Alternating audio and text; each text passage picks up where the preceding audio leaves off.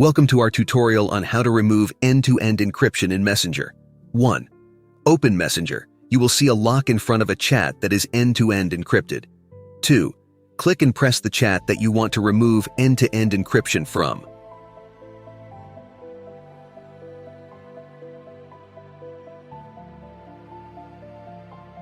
3.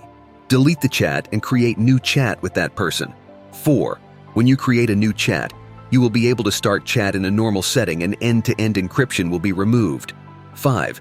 To ensure that you are not using the end-to-end encryption, click on the pencil icon at the top right of your screen.